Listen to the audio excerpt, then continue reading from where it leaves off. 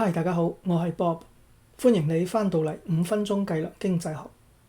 喺上一集，我哋介紹咗兩種時間序列模型：靜態模型同有限分佈滯後模型。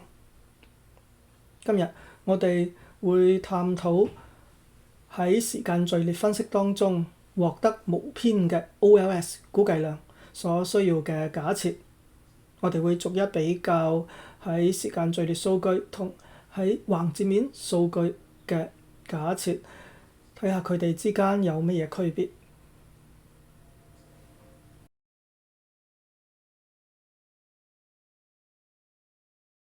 喺橫截面分析裏邊，總體模型可以寫成線性形式；而喺時間序列分析裏邊，隨機過程或者話時間序列過程，亦都係遵循呢個線性嘅模型。兩者嘅區別僅係使用唔同嘅下標。橫截面使用 I 代表個體，時間序列使用 T 代表時期。模型喺參數上係線性嘅，不過佢係允許變量以非線性嘅形式出現，例如平方項或者對數函數形式。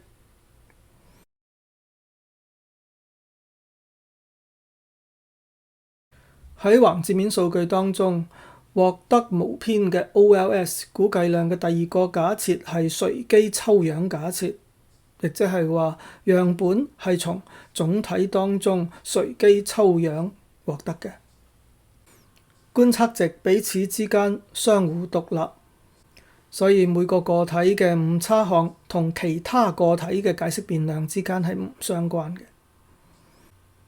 而喺時間序列數據裏邊，隨機抽樣並唔適用，因為所有嘅觀測值都嚟自同一個個體，而且係隨時間順序收集嘅。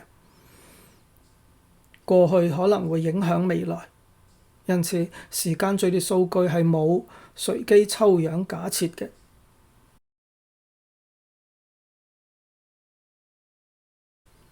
無論係橫截面數據淨係時間序列數據，模型中嘅解釋變量都唔能夠係常數，亦都唔能夠係其他解釋變量嘅完全嘅線性組合。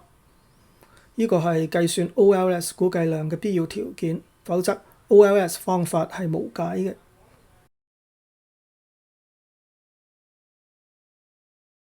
零條件期望假設係獲得無偏嘅 OLS 估計量嘅核心假設。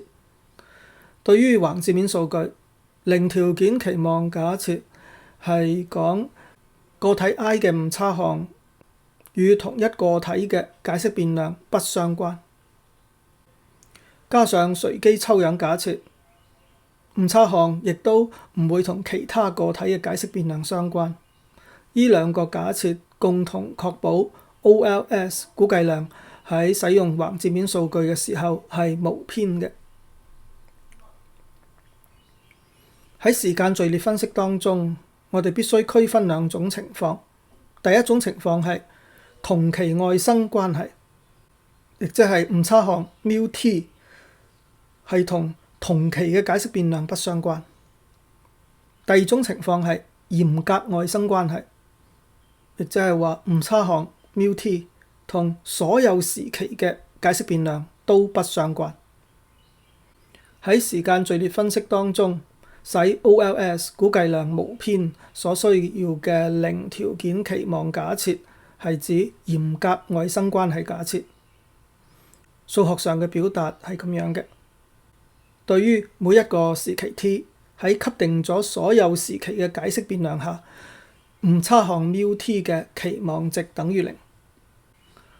喺呢個假設下， OLS 估計量係無偏嘅。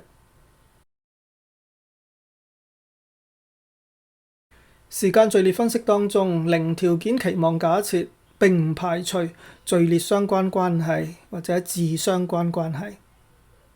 首先，零條件期望假設唔排除解釋變量嘅序列相關。解釋變量可以係序列相關嘅，亦即係自相關嘅。呢個唔會造成 OLS 嘅偏誤。喺橫截面嘅數據當中，解釋變量之間亦都係允許相關嘅，佢被稱為多重共線關係，佢唔會使 OLS 估計量發生偏誤。對於時間序列數據亦都係一樣，例如喺上一集討論嘅有限分佈滯後模型裏邊，解釋變量嘅序列相關，亦即係 xt 同 xt 減1之間相關，係只會造成多重共線關係，使得個別嘅係數可能喺統計上係非顯著嘅。喺上一集我哋已經舉例說明咗呢啲係數嘅總和，或者稱為長期影響傾向，好可能係統計顯著嘅。第二，零條件期望假設唔排除誤差項嘅序列相關。我哋允許誤差項序列相關或者自相關，佢嘅後果係 OLS 估計量並唔係最有效嘅估計量，而且佢嘅標準誤有偏差，導致統計推斷無效。不過呢個係唔會造成 OLS 估計量嘅偏誤。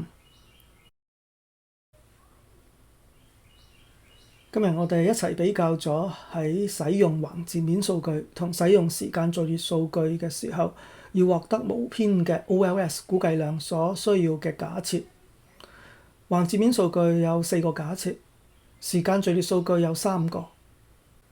要記住喺使用時間序列數據嘅時候，要獲得無偏嘅 OLS 估計量，解釋變量必須要係嚴格外生嘅。好多謝你收睇呢一期嘅5分鐘計量經濟學，我哋下期再見。